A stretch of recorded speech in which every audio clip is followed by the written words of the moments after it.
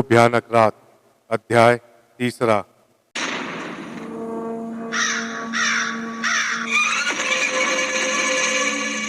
संग्राम सिंह ने पलटकर सड़क की तरफ देखा, पर सड़क पर उसे कोई भी दिखाई नहीं दिया। सड़क पर कोई था? मैं समझा नहीं बेटा। सड़क पर तो कोई भी नहीं दिखाई दे रहा है, ना ही आसपास कोई परछाई। फिर तुम टकराए किस चीज से? मतलब कार किस चीज से टकराई थी? संग्राम सिंह ने राहुल को अजीब तरह से घूरते हुए कहा। राहुल का चेहरा घबराहट से लाल हो चुका था, जो कार की जलती हुई इंडिकेटर में रह रहकर दिख रहा था। पता नहीं पापा, ऐसा लगा कोई था सड़क पर, लेकिन मुझे कोई दिखाई नहीं दिया। लगता है ऐसा लगा जैसे कोई अचानक से कार के सामने आया होगा। मुझे कुछ ठीक से याद नहीं आ रहा है पापा, पर उसे बचाने के साथ ही ये सब हुआ। पर सच में वहां सड़क पर कोई तो था जो कार से टकराया।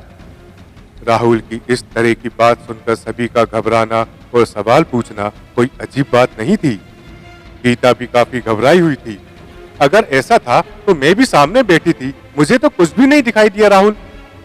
मैं सच कह रहा हूँ, हो सकता है हम बात करने में इतने मशगूल हो गए थे कि ठीक से ध्यान न दे पाए हो, पर मुझे पूरा यकीन है कि कुछ तो था, क्योंकि टकराने की आवाज भी हुई थी। राहुल अब भी परेशान था और पेड़ से भरी हुई अपनी कार को घूर रहा था। सभी लोग ये जानने में लगे थे आखिर ये सब अचानक कैसे हुआ था। बेटा, लगता है तुम्हें वहम हुआ हो। तुम काफी थक गए हो बातें करते हुए। तुमने ध्यान नहीं दिया होगा और गाड़ी बहक गई होगी या कोई गड्ढा आ गया होगा। वैसे भी काफी अंधेरा है, अब जाने दो।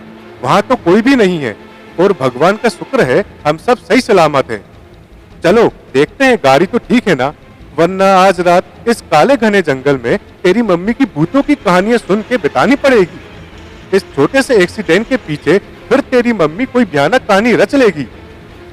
संग्राम सिंह ने चिढ़ते हुए कहा और वो कार की तरफ बढ़े और ड्राइविंग सीट पर बैठते हुए उन्होंने कार को स्टार्ट करने की कोशिश की।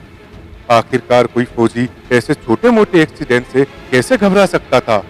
कार चालू करने की भरसक कोशिश की गई, पर इंजन आवाज करते शांत हो गया और इसी के साथ पूरा जंगल भी एक पल को शांत हुआ लगने लगा। बेटा, ये कैसी सुनसान सड़क है? अर्चना सड़क के दोनों तरफ देखते हुए बोली। ना कोई रोशनी और ना ही कोई गाड़ी आ रही है, मुझे तो बहुत डर लग रहा है। अर्चना शायद उस कहानी को रचने लगी थी जिसका जिक्र अभी संग्राम सिंह ने किया था। अरे मम्मी, आपने ही तो कहा था आज अमावस की रात है तो अंधेरा तो होगा ही, और वैसे भी ऐसे जंगलों में रोड लाइट्स तो होती नहीं है ना मम्मी। आप प्लीज ये सब सोचना बंद करो, राहुल ने कहा, क्योंकि वो जानता था अर्चना के डरे हुए बर्ताव को और अभी समय वहां से निकलने का था, इन कहानियों का नहीं। तभी संग्राम सिंह से कार स्टार्ट हो गई और वो कार को रिवर्स गियर में डालकर पीछे सड़क पर ले आए। चलो सब लोग गाड़ी में बैठ जाओ फटाफट। शुक्र है बोनट और हेडलाइट के अलावा सब ठीक है और ये स्टार्ट हो गई है। वाकई कार को ज्यादा नुकसान नहीं हुआ था और अब कार स्टार्ट हो चुकी थी।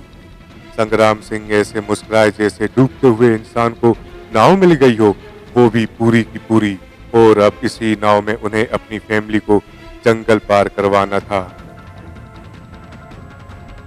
इस कहानी का अगला अध्याय आप जल्द ही सुनेंगे।